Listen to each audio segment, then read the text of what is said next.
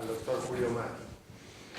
Con su presencia inauguramos un ciclo de reuniones que tienen como finalidad última expresar el pensamiento de empresarios argentinos sobre la empresa argentina, sobre el beneficio de la libre empresa, sobre las ventajas que tiene el entrepreneurship en la Argentina y las necesidades de resaltar la relación del empresario con la responsabilidad social empresaria, con el bienestar de los que trabajan en las empresas argentinas, con la cultura en general relacionada con la empresa.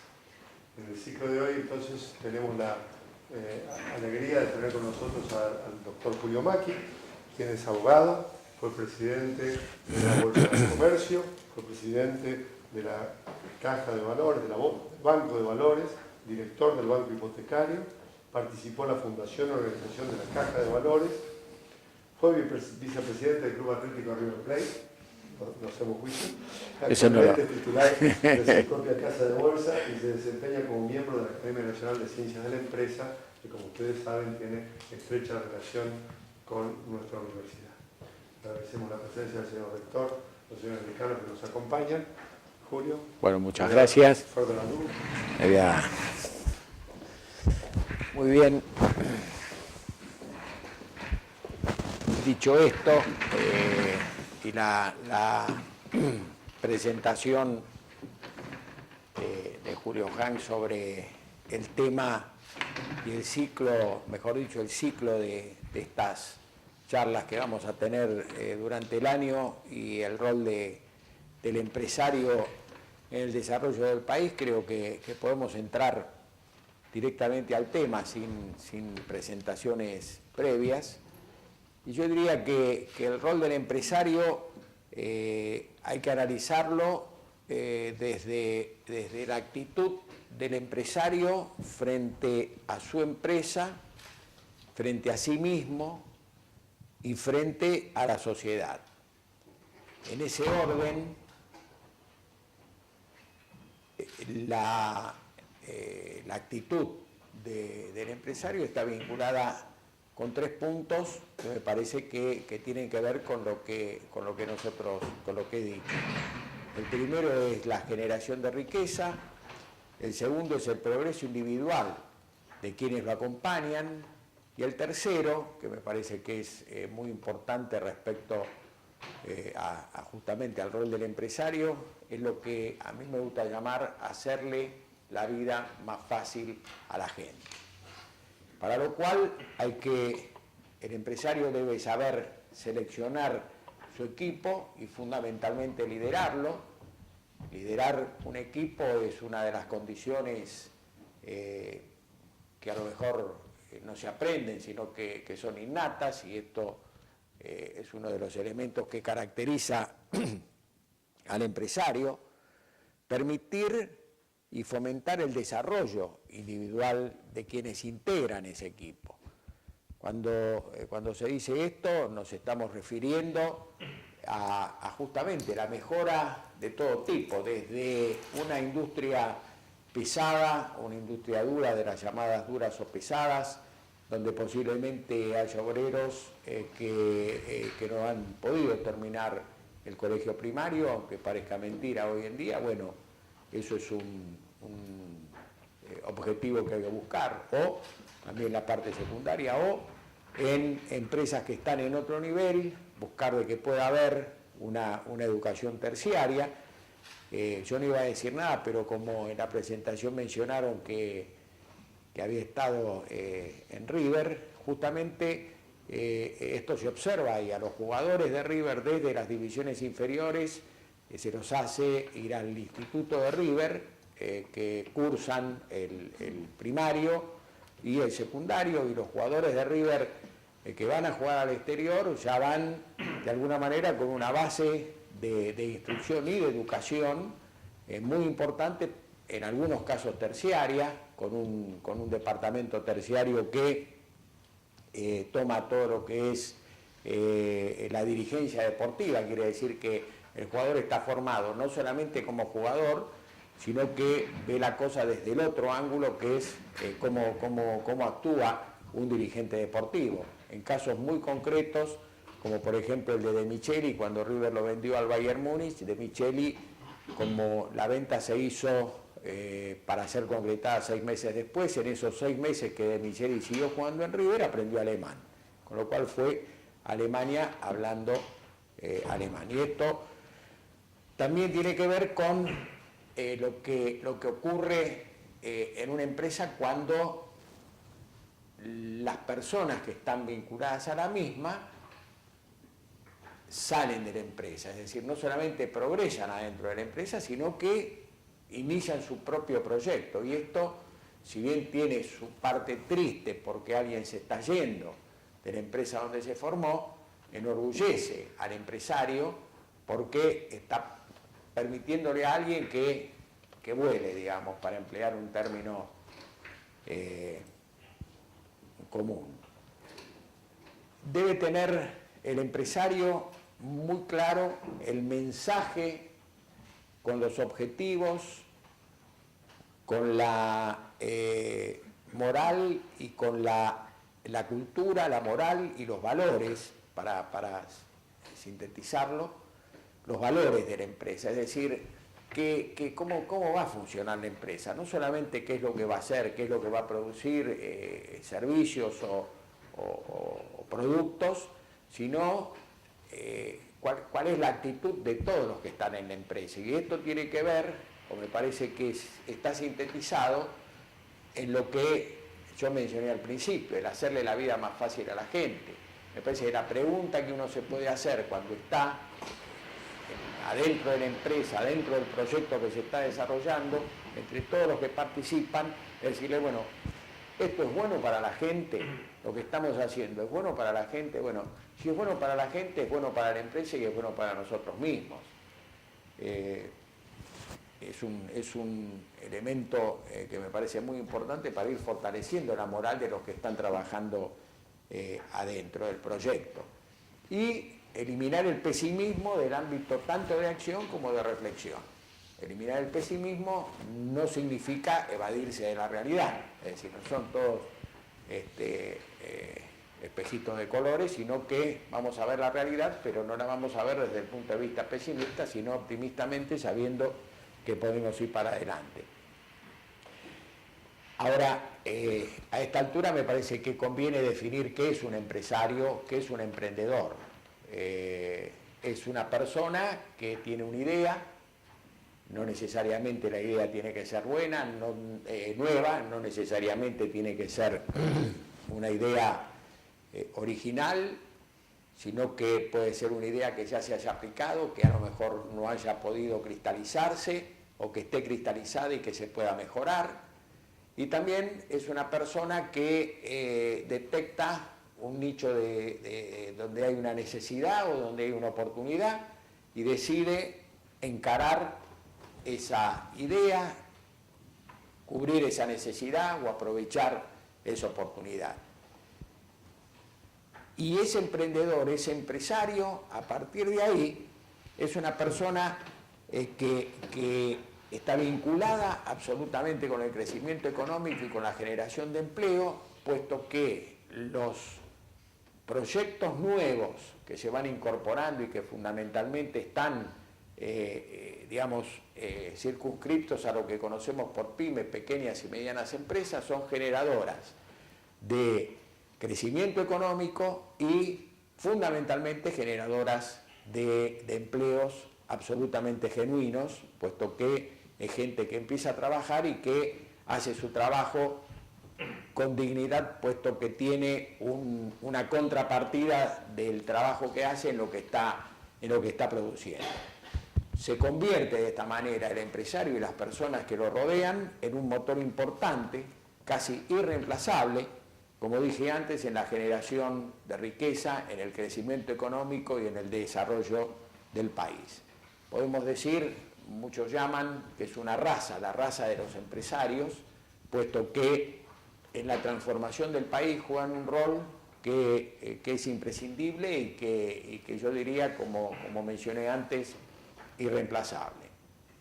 Cuando utilizo estos dos términos, empresario y emprendedor, puede ser que haya una pequeña diferencia semántica, pero se complementan. Para mí el emprendedor es aquel que tuvo la idea o está aprovechando la oportunidad o está encarando para cubrir una necesidad y arranca con el proyecto y está iniciándolo. Y empresario llamamos a aquel que ya pudo vencer, digamos, el punto de resistencia y está al frente de una empresa que está en marcha.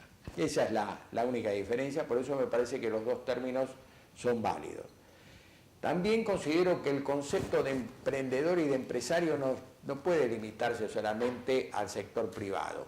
Yo creo que se puede aplicar al ámbito social y al espacio público. Y esto es muy importante en línea con este ciclo dedicado al rol del empresario.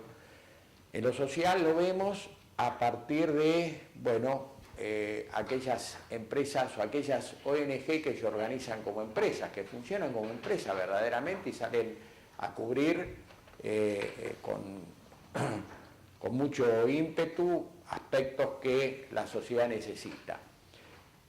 Por ejemplo, los clubs, por ejemplo, las fundaciones, por ejemplo, las universidades. Esta es una de ellas que en el espacio social cumple un rol importantísimo a partir de lo que significa, no hay nada más que verlo y acá me detengo un minuto porque en el caso mío conocí cuando a mediados o a principios de los 70 la Cámara de Sociedades Anónimas decidió fundar la Universidad Argentina de la Empresa con la finalidad, con la idea, como Cámara de Sociedades Anónimas, de vincular a la universidad mirando a la empresa, comunicándole a los alumnos que cursaran en la universidad el sentido de la empresa, de lo que es emprender. Esto era un pequeño edificio que estaba sobre la calle Lima y el resto eran todos edificios de vecinos que vivían acá en esta manzana. Hoy cuando uno viene ve que la manzana es toda la universidad, menos creo que uno o dos edificios que seguramente en los próximos tiempos van a empezar a formar parte de la universidad. Con más de 20.000 alumnos, con 80.000 metros cuadrados, con carreras que van desde arte hasta ingeniería, y con posgrados que contemplan prácticamente todo el espectro de lo que un posgrado puede abarcar. Con lo cual estamos viendo que hay una empresa en el ámbito social importantísima cumpliendo un rol que otros no cumplen, así que en lo social también. Y en lo público me parece que para que el ambiente y el clima, que es una cosa muy importante que el empresario debe observar cuando empieza su proyecto, cuando arranca, cuando emprende y después ya cuando la empresa esté en marcha, siempre está mirando cuál es el ambiente, cuál es el clima, de la misma manera que nosotros miramos el clima que nos tiene de alguna manera un poco perturbados por los fenómenos naturales que estamos observando en los últimos tiempos, pero uno ve el clima, si hace frío, si está nublado, si llueve, si nieva, en fin, y en el mundo de los negocios y en el mundo empresario ocurre lo mismo. El clima que hay, el clima, como se dice, el clima de los negocios, el ambiente de los negocios es lo que en definitiva determina que haya más emprendedores y que haya más empresarios. Y el vincular al sector público con el mundo empresario es muy importante porque uno se va a encontrar con empleados públicos y funcionarios públicos que entienden el rol del empresario.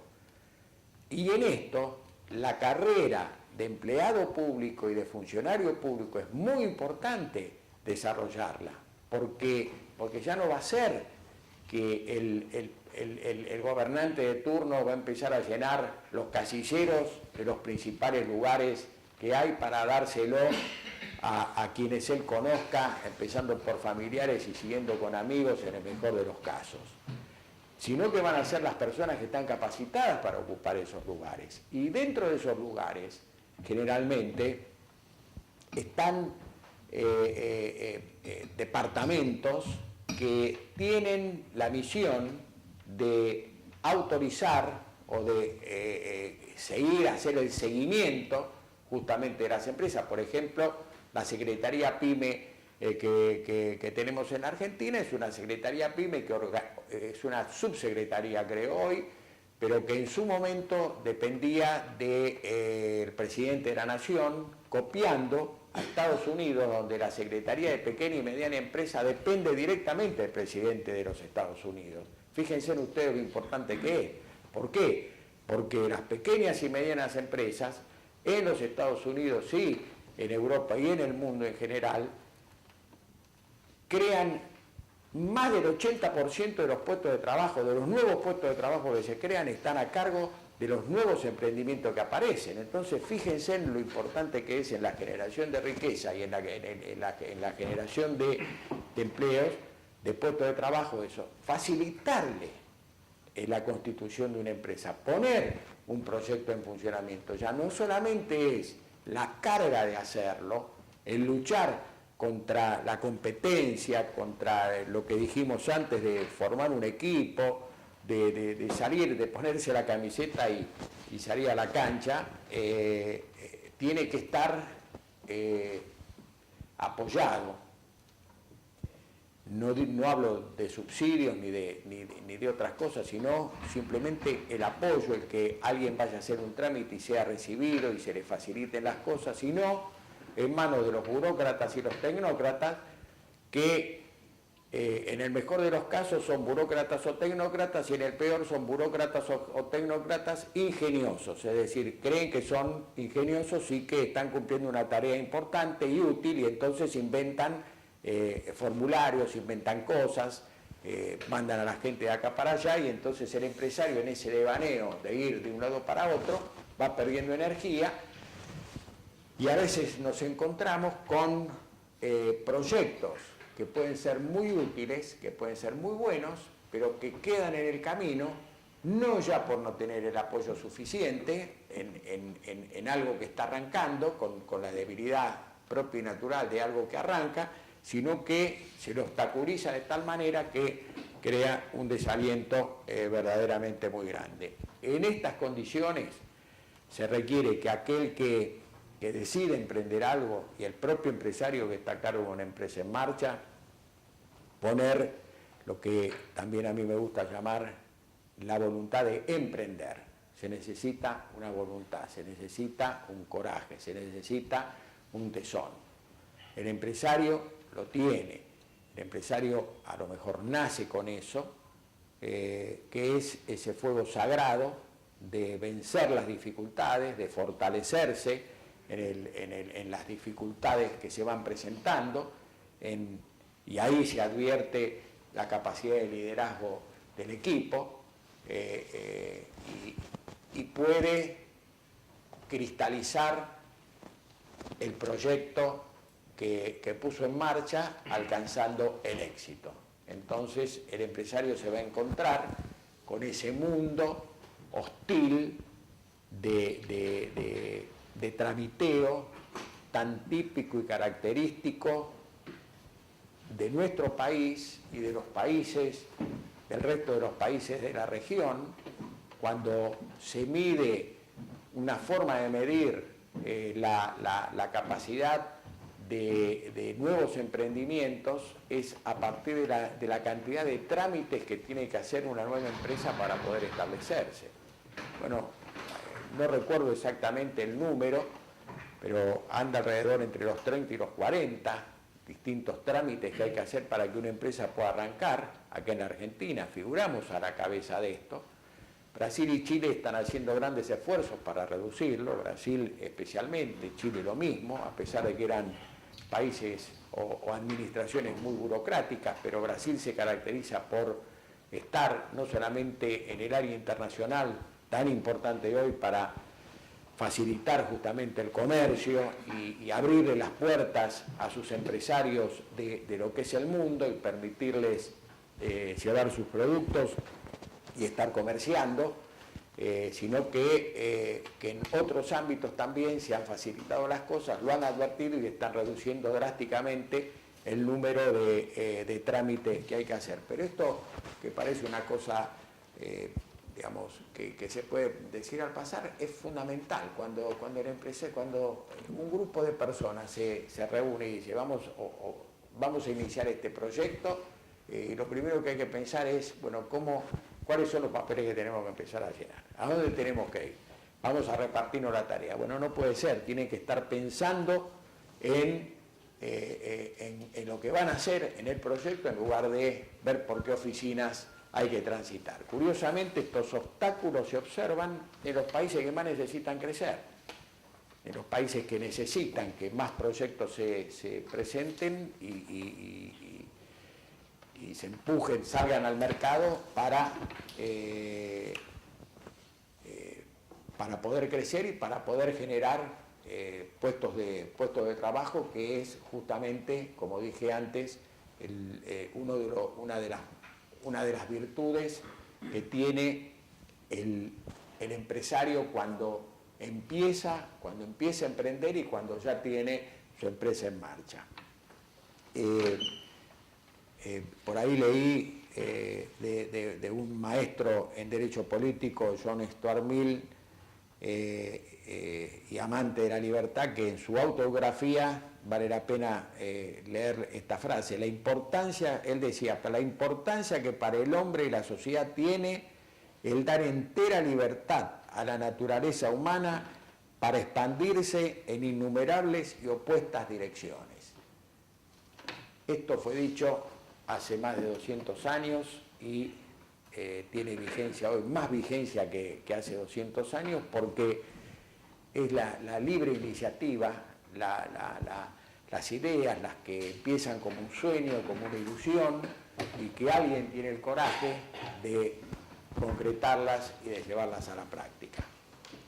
La realidad, lamentablemente, indica lo que decíamos, que hay que ir rompiendo todo eso, y esto, bueno, lo vinculábamos con el tema del empresario con el sector público, ¿no? Con el ámbito público. Me parece que una forma de colaborar es que haya carreras que formen al empleado y al funcionario público. Por supuesto que en lo que podríamos llamar la cultura de emprender, para tener, digamos, la charla está vinculada con el rol del empresario, con el desarrollo del país. Para que el rol del empresario esté conectado con el desarrollo del país, tiene que involucrar a todos, no solamente a los empresarios que van a emprender, a los que vayan apareciendo y se lancen ese desafío fantástico que es el de fundar y organizar una empresa. Hay que generar la cultura de emprender, y en esto me parece que las universidades, el ámbito universitario es muy importante.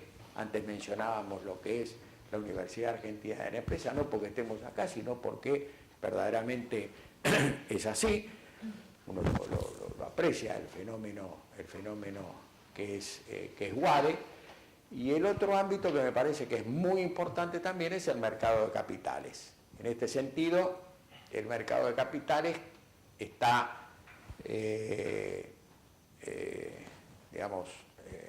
tiene como función crear o desarrollar los instrumentos que permitan el financiamiento genuino de las distintas empresas que puedan acudir al mercado a buscar financiamiento. Las grandes empresas tienen lo suyo. ¿Qué hay para las pequeñas y las medianas?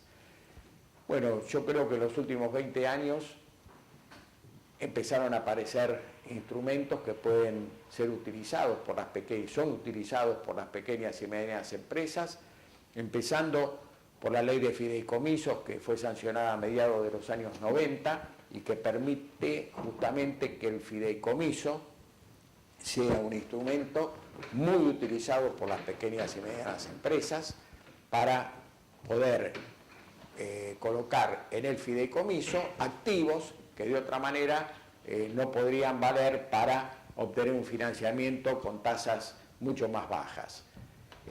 Los fideicomisos han tenido un desarrollo fantástico en el mercado de capitales y hay un número muy grande de fideicomisos que se van presentando permanentemente y que captan el interés del inversor, que en la mayor parte de los casos sobredemandan el fideicomiso en 1,5 veces y a veces hasta en 2 veces el ofrecimiento que se está haciendo.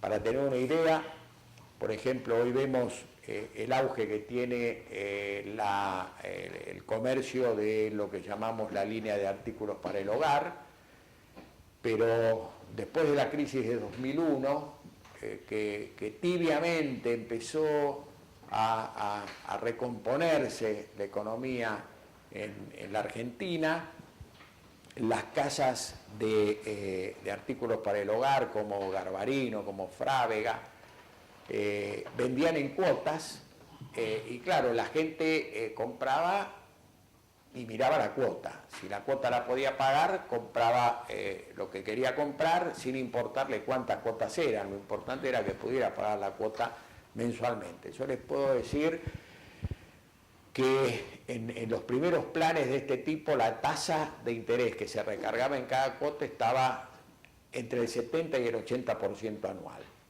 A partir de la utilización de la figura del fideicomiso, esa tasa fue bajando, puesto que estas cadenas de casas para artículos para el hogar descargaban los instrumentos en el fideicomiso se colocaba en el mercado, entraba plata nueva y esa plata nueva, cada vez que un fideicomiso se colocaba exitosamente, eran 10 o 15 puntos de tasa que bajaba. Al cabo de 6 meses aproximadamente, 6 o 8 meses, nos pudimos ubicar en tasas casi de 1 dígito. Fíjense que bajamos del 70 o del 80 a tasas de 1 dígito, donde se beneficiaban todos porque la cuota bajaba sustancialmente o el número de cuotas bajaba y los inversores obtenían rendimientos interesantes. Esto, además de este fenómeno de artículos para el hogar que yo les menciono, también se utilizó mucho en el desarrollo de la actividad agrícola con los fideicomisos agrícolas, así que la figura del fideicomiso es una figura que ayuda mucho a la aparición de nuevas empresas, pymes, pequeñas y medianas. Antes no tenían esta figura y ahora, desde hace un tiempo a esta parte, apareció la figura de los cheques de pago diferido,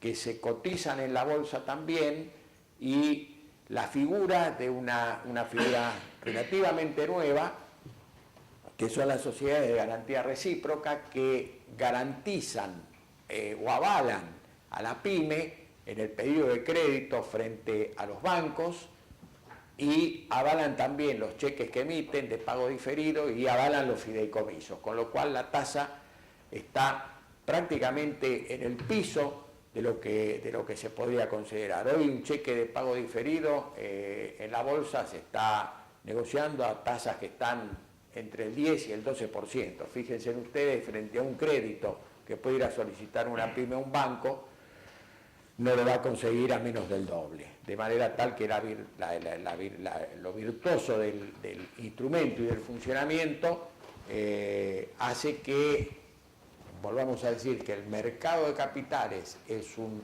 ámbito absolutamente necesario para el desarrollo de las pequeñas y medianas empresas y de los nuevos emprendimientos.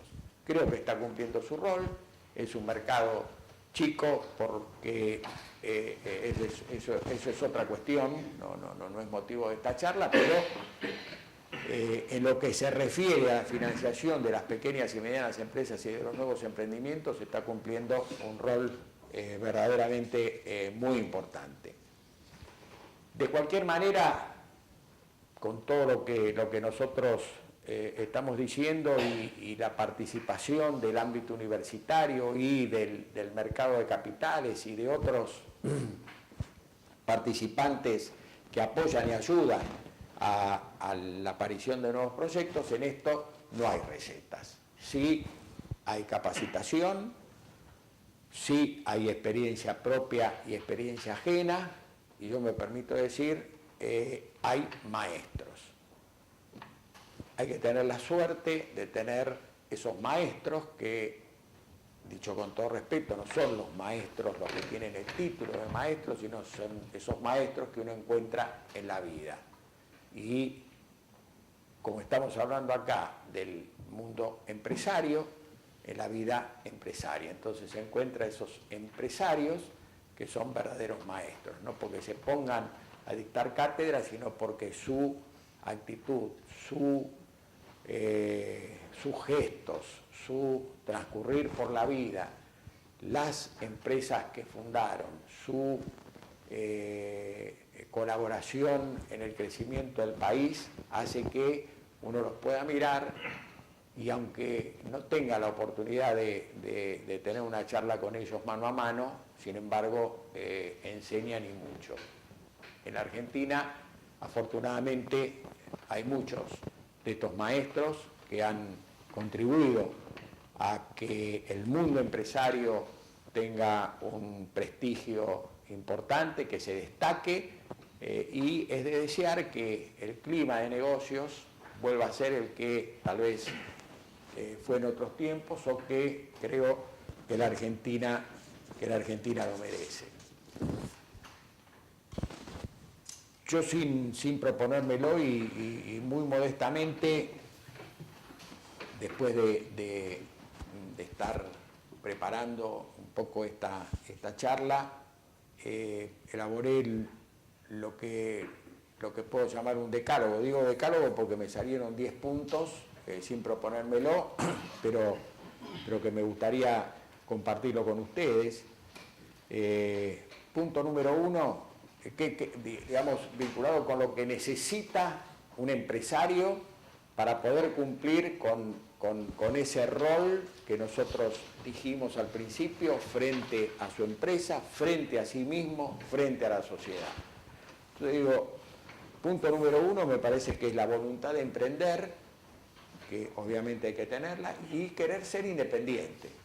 Es decir, tomar la decisión de dar ese salto fantástico de querer ser independiente. El segundo punto es ambición. Y si no es ambicioso, me parece que es preferible que se quede en su casa. Cuando digo ambicioso, es ambición de ganar dinero, tenemos que decirlo, no podemos, no está mal, al contrario, creo que está muy bien. Ambición de tener prestigio, ambición de servir a la sociedad, ambición de que se lo reconozca. Todo esto, si no lo tiene, si no tiene esa ambición, y si actúa en el ámbito social o en el ámbito público, la ambición de ser reconocido y de que pueda ver cómo va poniendo un ladrillo arriba de otro y que algo construyó. La pasión, el apasionarse, así como nos apasionamos por nuestro equipo de fútbol, bueno, hay que apasionarse, el empresario tiene que apasionarse por su empresa y el equipo que él lidera tiene que estar apasionado por lo que están haciendo. Si no hay pasión, si eso no forma parte de sus, cuando digo sueño, de sus sueños, cuando se va a dormir, si no piensa en algún, no digo que esté obsesionado, una cosa es la pasión y otra cosa es la obsesión. Acá estamos hablando de la pasión, eso es lo que uno siente y cuando está haciendo algo está contento de hacerlo. El estar abierto a aprender, que a veces se tiene la posibilidad y a veces no, pero yo creo que los que se interesan se van acercando a esos maestros, aparecen en algún momento, tampoco son los grandes maestros, hay maestros en todos lados, de este tipo, del tipo que estamos mencionando. Es muy importante poder tener esos contactos y tiene que ver con la experiencia ajena. Firmeza y determinación en los objetivos. Fijar un objetivo, discutirlo con el equipo y decir, bueno, nosotros vamos para allá. Ahora, una vez que fijamos que vamos para allá, tenemos que estar firmes y determinados en ir para allá. ¿Qué es lo que vamos a hacer? ¿Por dónde vamos a transitar? ¿Vamos a ir por este lado? ¿Vamos a contestar esta objeción que nos están haciendo? ¿Vamos a responder a este regulador que nos pregunta a ver qué qué es lo que hicimos o qué es lo que no hicimos, bueno, qué camino agarramos. Sin embargo, y como un punto que ya menciono el punto número 6, es saber corregir el rumbo.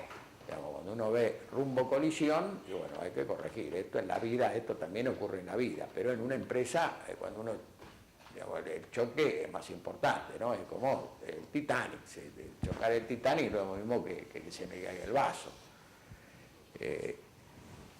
Hay que estar dispuesto a corregir el rumbo. Bueno, tener el equipo detrás de un objetivo común, compartiendo los éxitos y apoyando en los fracasos. Esto, por supuesto, que también es importante. Decir, estamos muchachos, estamos todos en el mismo barco, vamos para allá, nos fue bien, festejamos, nos va mal, vamos para adelante. Que en la próxima, en el próximo partido, me parece que vamos a ganar. 8, yo pongo divertirse. A mí me parece que hay que divertirse en lo que uno está haciendo. Si no nos divertimos, también me parece que a mí me divierte venir a dar la charla. Obviamente me tuve que preparar, implica un esfuerzo, pero me divierte. Y si no me divierte, no lo hago. Y cuando uno está en una empresa, es lo mismo. Vamos a hacer tal cosa, bueno, es duro, es difícil, pero dentro de lo duro y dentro de lo difícil nos podemos divertir y podemos fijar esos espacios de la risa, del festejar, de la pequeña cosa que uno descubre en la cargada o en lo que sea, y eso multiplica la fuerza del equipo que tenemos. Yo pongo 9, hacerse cargo. Hacerse cargo es una vez que uno se metió, una vez que uno decidió, una vez que esté el equipo formado, bueno muchachos, los únicos responsables somos nosotros. No empecemos a echarle la culpa a los demás. Y esto para volver al terreno futbolístico, vuelvo porque como en la presentación lo mencionaron, esto es como cuando uno escucha en un equipo de fútbol que dice, bueno, ahora dependemos de nosotros mismos. Ya nosotros no dependemos que pierdan los demás. Nosotros ganando nosotros somos campeones. Entonces depende de nosotros mismos. Bueno, acá también.